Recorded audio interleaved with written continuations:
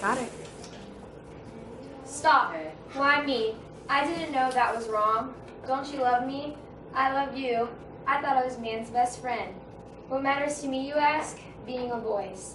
A voice for animals like Augie here, whose eyes and body are telling us his horrible story of abuse and neglect. When Augie was about 10 weeks old and weighed 20 pounds, he was tied to a stake and used as bait for a pit bull. The left side of his face, including most of his ear, was torn off. He was bitten so hard a piece of his lower jaw was crushed. Afterward, he was thrown into a cage and left to bleed to death. He was found by police when they raided the facility and taken to an emergency service operating. With the help of everyone on the staff, somehow, beyond any calculation of the odds, Augie survived.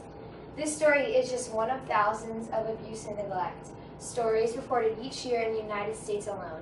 I personally have become passionate about not only being a voice for these animals, but also educating others to get involved.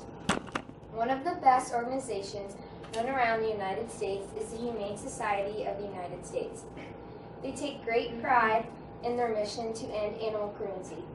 Their mission is to strengthen laws to protect animals and to prevent animal abuse. They focus on public education, direct intervention and rescue, assistance in investigation, lobby to strengthen animal protection laws, and they reward people for offering information leading to an animal cruelty or animal fighting conviction. Another great organization here locally in Orange County is the Orange County Animal Services.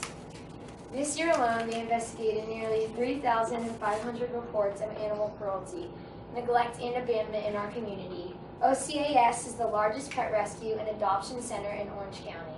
Their mission is to give abandoned and neglected pets a second chance to live long, healthy lives and save loving homes. Spotting animal abuse is the first step in advocating for animals. There are two categories of abuse to look for: neglect or direct violence. Spotting animal neglect comes in different forms. Animals who have inadequate shelters to be protected from the heat or cold can lead to death of an animal. A lack of medical attention due to untreated scabs, wounds, or hair loss can be a sign that an animal has a disease and usually leads to an animal's suffering. Animals that are tied up continuously can also be considered neglect because the animal suffers tremendously from both social isolation and exposure to predators in the outdoor elements. Animal mills and hoarding in most cases leads to neglect because they have too many animals. The animals suffer due to a lack of food, cleanliness, and veterinarian care. The last form of neglect is the animal that is left behind. Hundreds of animals each year are left behind as their family moves away, or they financially can't take care of the animal anymore. The second form of abuse is direct violence. This is very upsetting to me to think that people actually do this, but it happens more often than we think. Direct violence is not only done by people hitting, burning, cutting, or giving it harmful chemicals. Violence to animals is also done by people purposely putting animal against animals to fight. So what do you do next if you witness abuse or neglect? As with any crime, documenting the details is very important to the case in stopping the animal abuser. Document things like date, time, location, and description of what you are witnessing. Longest 15 seconds of my I life. know it's really sad.